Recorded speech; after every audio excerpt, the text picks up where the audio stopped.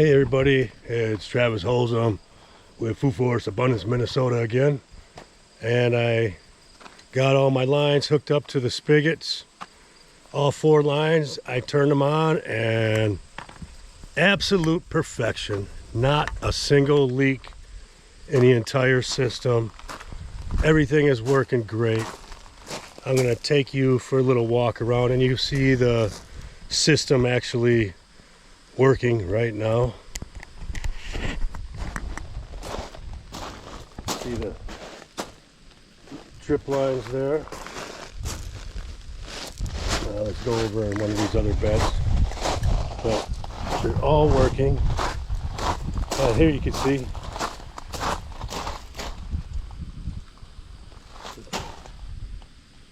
comes out pretty good. So it's definitely wetting the soil.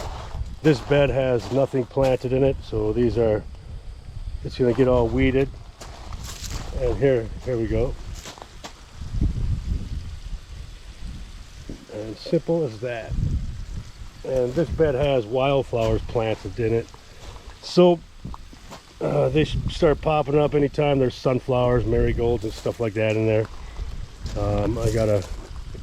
I'm having someone come out tomorrow, and hopefully they show up to weed all these beds for me and get them looking good, because I'll tell you what, this soil that I put in these, I don't know what was in it, but man, those things right there are weeds that came up in this bed and took over the onions.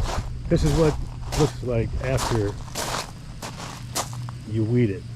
Then it looks like it's supposed to, with onions in there. Let me get that out of there. So it's gonna get all weeded tomorrow. I'm gonna bury all the cables. I have it's huge, but I'm gonna bury all these cables and then use landscape staples to pound them into, you know, the gravel under the landscape fabric, and they should be set in place. And so I'm pretty proud of myself that, hey, it worked. 100% working. And so I have to go through once I weed all these beds, then I'm going to I have little spikes that hold down all these 1/4-inch drip lines.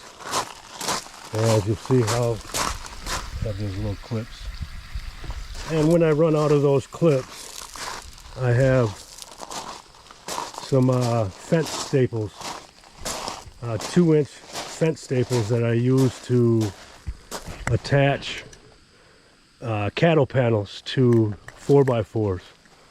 And so I have a bunch left over, so I'm going to use those to keep those in place in the soil. And they work pretty well. And yeah, once this is all cleaned up, I'm gonna weed whack this entire area around the outside of the bed. And actually, I want to take you outside. I want to show you one corn stalk popped up over here, and I think it's corn starting to grow on it now. It's just out of nowhere, the thing sprung up. There's an apple tree. Look at them nice, beautiful green apples. I'm gonna take some of those home tonight. These are weeds that just took over. I can't, but they're 10 feet tall. I don't even know what kind they are. But look at, here's corn. Got some corn stalks growing. That's beautiful. That's awesome. And you're supposed to have a other corn planted near it, so they can, I guess, cross-pollinate. But I don't know, this one's by itself, but then again, if you look all over the place, there's corn everywhere, so I'm sure that has something to do with it. And look at all this horseradish. Look at the size of this stuff. This actually got cut down Look at the size of that horseradish there. But this horseradish got mowed down to the ground by the person who came out here to cut the grass for the homeowner, and didn't realize he was chopping down horseradish. So here's more. Look at that big thing. I wonder what's eating it. Something's eating this. They must love that. Look at it, just full of, must be those little grasshoppers there. That's probably what it is, eating those. Well, let's see what we got. See if we have any grapes on the grapevines, shall we? And plums on the plum tree. I don't see any on the plum tree here. I don't see any plums. See a lot of holes in the leaves though. Something's eating it, someone's feasting on it. No plums on this tree. No grapes.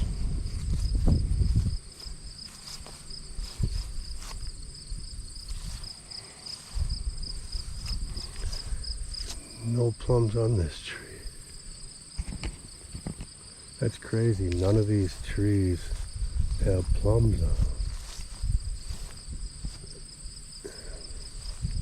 Oh, maybe they're going to start coming out. Oh no, that's absolutely crazy. Not a single plum. Oh, there's one. Right there. If you can see that. One plum. And oh, we got some down here. We got one right there. Yeah, it's definitely not ready yet. One plum, two plums, 3, 4. We got a couple on here. Now that's what they're supposed to be looking like. Oh, that feels, I'm gonna have to eat that soon. Oh yeah, oh, there's another one. Nice. So we do have some plums out here.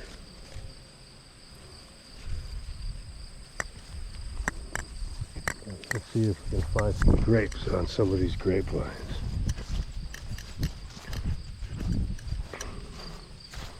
This soil is just so crazy around here. So much stuff just comes out. And these grapevines look like they're struggling a little bit. So we're gonna have to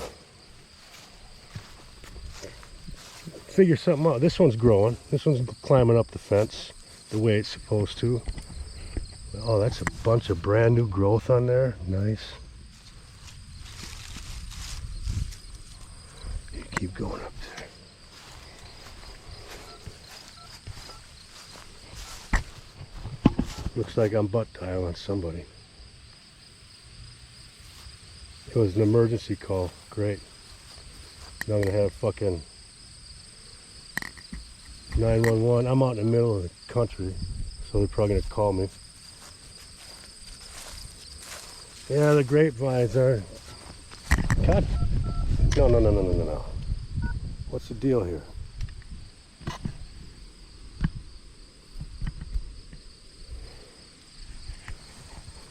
No reason for that. All right. All right, look at this apple tree. Jeez, completely full of apples. Wow, this one's completely full.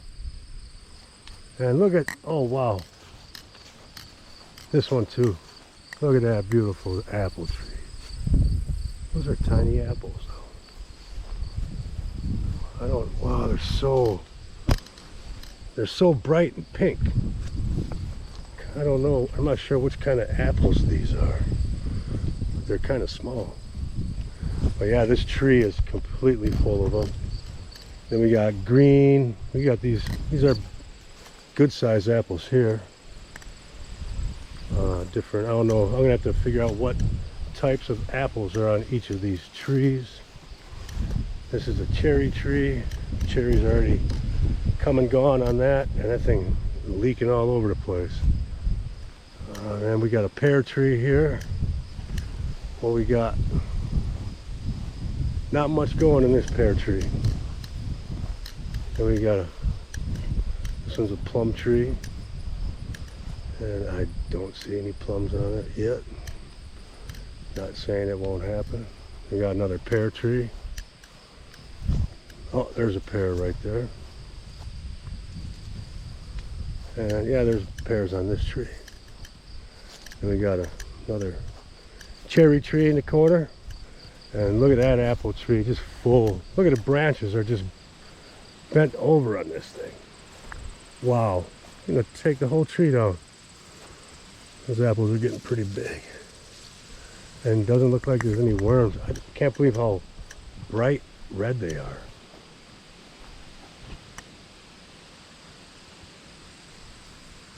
And then we got another tree, another apple tree. Oh, this is a pear tree here. And we got a lot of pears on this one. Nice. I'll have to taste one of those and see how they are. They look kind of small still. Here's one. Here's a big one. We'll eat that one. We'll check out all these cherry trees. Have already had cherries on them. These are apricot trees.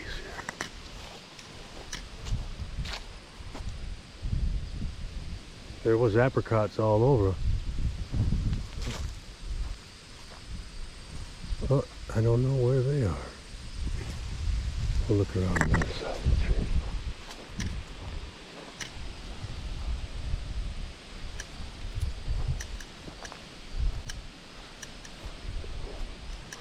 Well, there's no apricots on this tree anymore.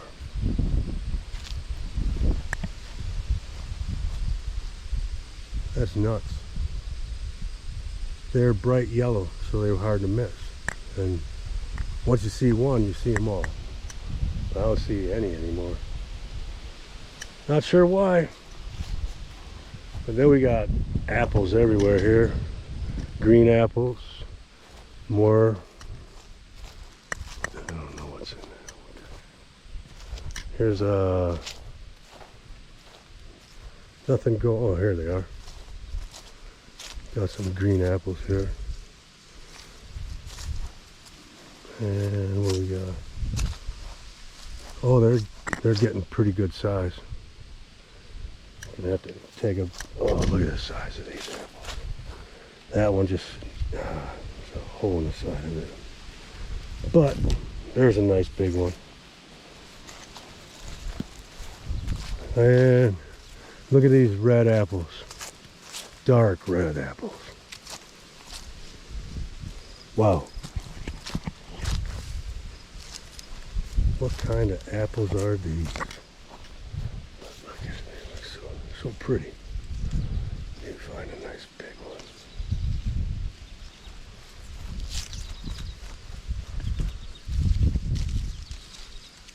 But yeah, these branches are just heaving with apples. Here's a nice big one. There we go. Now we got more reds over here.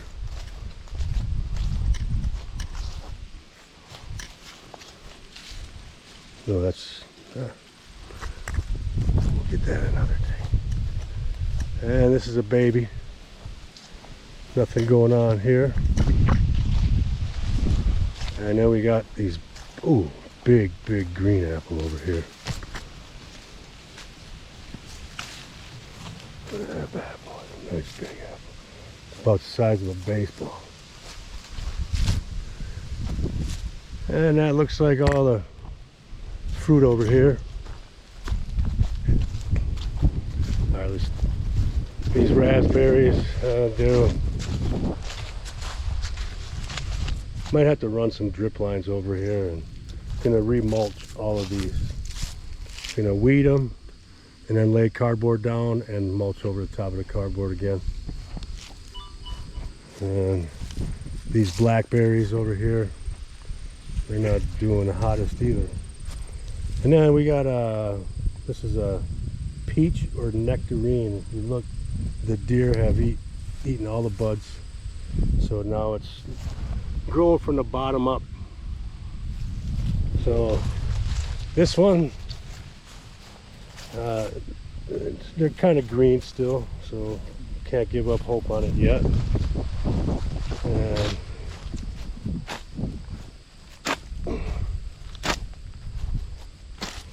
And this one's starting to grow from the bottom up too. And this one looks like it's having a little trouble.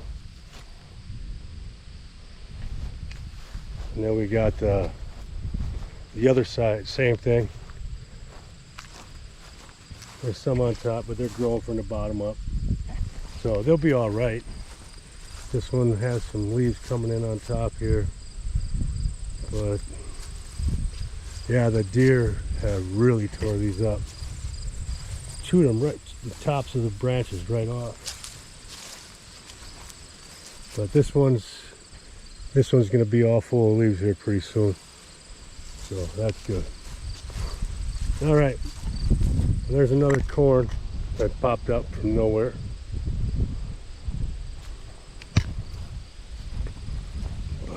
All right. I'm going to turn the water off on the system. Here's a cherry tree. Another cherry tree here. Cherry tree there. And we got pear tree right there. And a pear tree right over there. And there's pears on this one. There. All right. Back to where we started. There we go. And let's turn these off.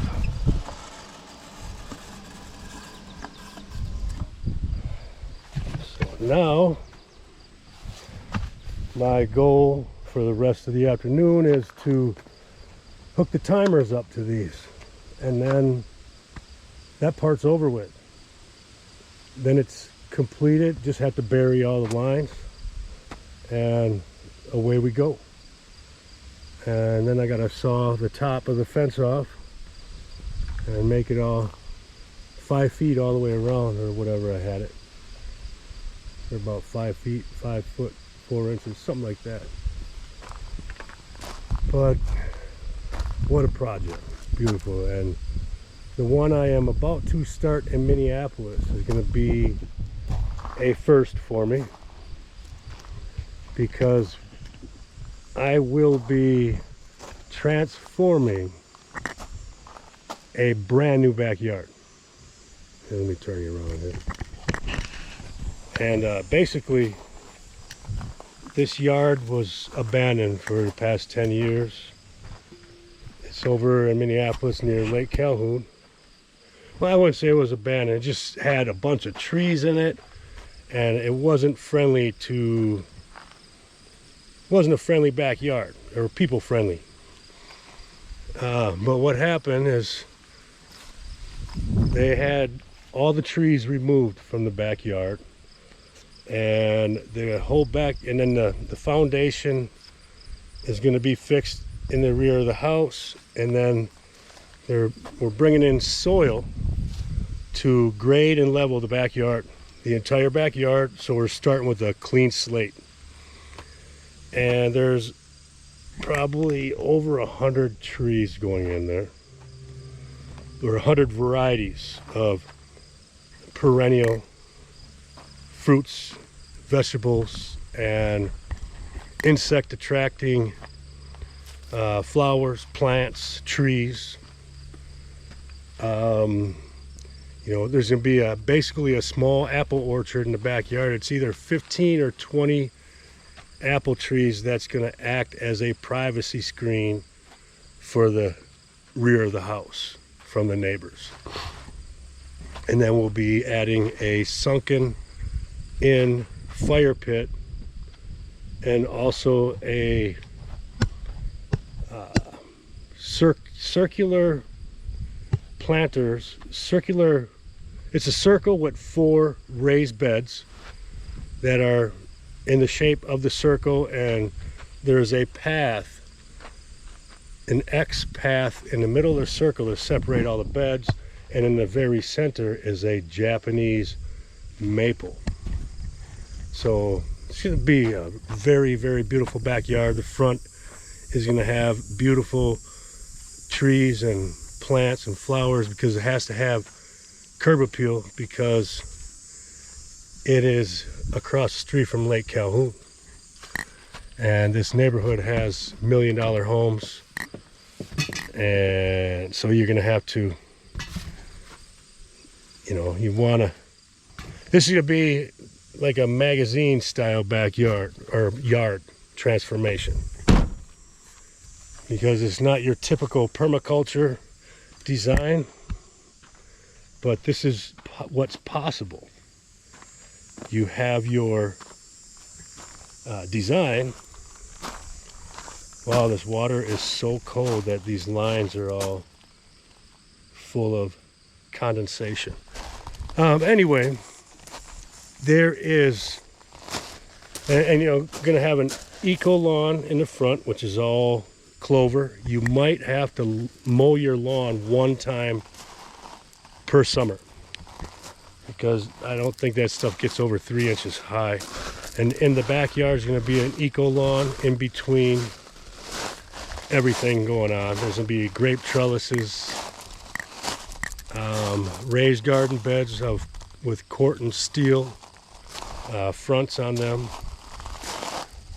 It's just going to be a beautiful, beautiful home and garden backyard makeover, permaculture, food forest style. But it's going to be food forest abundance style. And it's going to be beautiful, and it's going to be functional, and it's going to provide the family with food forever, for generations, once all the trees mature. So basically we get the trees in before this summer, and then next summer there will be apples on all the trees. Because we will be getting the 3 to 4 year old trees. They're more mature. They are easier to transplant than some of the smaller ones, because I don't know, they seem to fare better. And you get fruit right away the following season, which is pretty amazing. Because otherwise you're waiting sometimes 2 years or 3 years before your trees actually fruit. So if you buy a tree that's a few years old already, you're ahead of the game. You're already going to be having fruit right away. But I rattled on enough. That's the system. I'll show you this system with the timers on it once I finish. And then I gotta clean up my mess around here and take all the hoses out from my temporary sprinkler system in here and clean this up and get some beautiful drone images of this entire property. And